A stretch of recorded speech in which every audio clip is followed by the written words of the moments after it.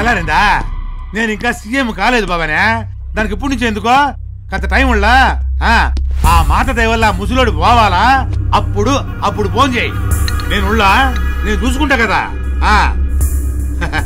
మన కుర్రోళ్ళే పొద్దున్న లేచిన కాడి నుంచి ఒకడు కార్పొరేషన్ కావాలని, ఒకడు మినిస్ట్రీ కావాలని, ఒకటే గోలనుకో. ఏంది సంగతే? చెప్పానుగా బాబా గురించి. రేపు శుక్రవారం ప్రెస్ మీట్ ఏర్పాటు చేశాను. నువ్వు వస్తే బాగుంటుంది. రాకుండా ఎట్టుంటాము? పొలిటీషియన్ తర్వాత ప్రెస్ మీట్ రాకుండా ఉంటామా? వస్తాలే. అన్నట్టు ఆ సుందరగాడి సైట్ లేదు, అదేనయ్యా. అందులో మనం హోటల్ కడదాం అనుకున్నాం కదా, దాని తాలూకు పర్మిషన్ పేపర్లు అన్నీ వచ్చేసినాయి. ఇక నీదే లేటు. దాని సంగతి నాకు వదిలే అన్న. రేపు ప్రెస్ మీట్ అయిందంటే ఇలాంటి హోటల్స్ ఒకటి కాదు 10 కట్టొచ్చు. అంతేనంట. సర్లే, ప్రెస్ మీట్ ఎప్పుడు? రేపు శుక్రవారం 5 గంటలకి. వస్తాలే బావని.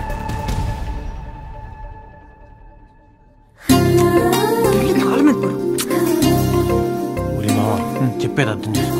మొన్న కదా పెద్ద గొడవ అయింది. అసలే కోపం చూస్తుంది ఆ పిల్ల. స్వామి స్వామి స్వామి కాపాడాలి స్వామి.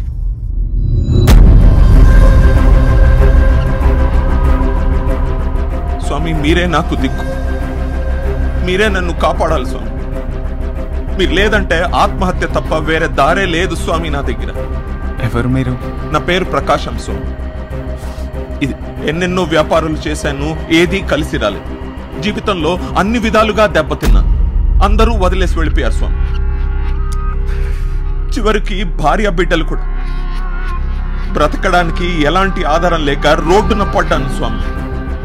ఇప్పుడు మీరే నాకు ఆధారం స్వామి. నాయన ప్రకాశం, పేరులోనే వెలుగును పెట్టుకుని జీవితంలో చీకటిని నింపుకున్నావా? బాధపడకు. నువ్వు ఇక్కడికి వచ్చినప్పుడే ఆ బాబాగారి సంకల్పం ఉన్నట్టు. ఆందోళన పడకు. జీవితం కుదుటపడే వరకు ఇక్కడే ఉండి ఏదైనా పని చేసుకో. ఆ బాబాగారి ఆశీస్సులు నీకు ఎప్పుడూ ఉంటాయి. చాలు స్వామి, నాకు అదే చాలు. చిన్నబాబు గురుగారు చదువుకున్న వాళ్ళ ఉన్నాడు, ట్రస్ట్ పనులకి వాడుకోండి. తప్పకుండా స్వామి. వెళ్ళిరా నాయన. స్వామి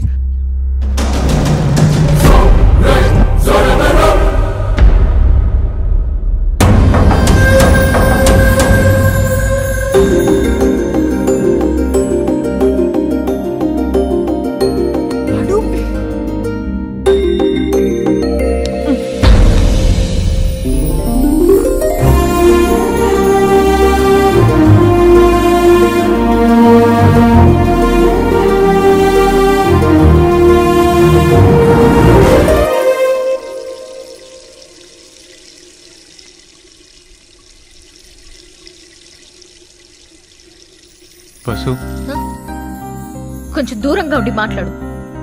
నువ్వు దగ్గరకు వస్తేనే ఒంటి మీద పురుగులు పాకుతున్నట్టుగా అనిపిస్తుంది. నీది ఒక బతుకేనా? దొంగగా, దొంగ బాబాగా ఎందుకురా ఈ బతుకు? దీనికంటే చావడమే బెటర్.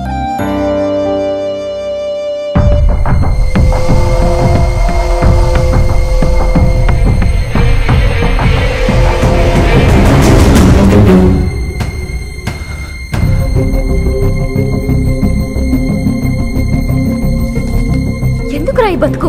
దీనికంటే చావడమే బెటర్.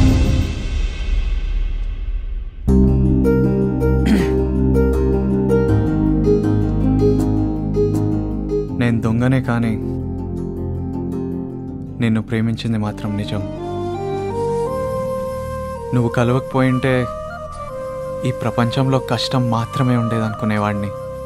డబ్బుంటే చాలు, అదొక్కటే నన్ను ఆనందంగా ఉంచుతుంది అనుకున్నాను. కానీ నేను గుడిలో చూశాక దాని విషయమే మర్చిపోయాను.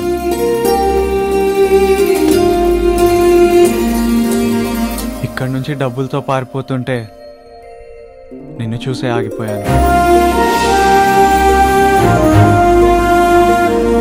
ఇంతకంటే ప్రేమంటే ఏంటో నాకు తెలీదు. ఇదంతా ప్రేమే కదా?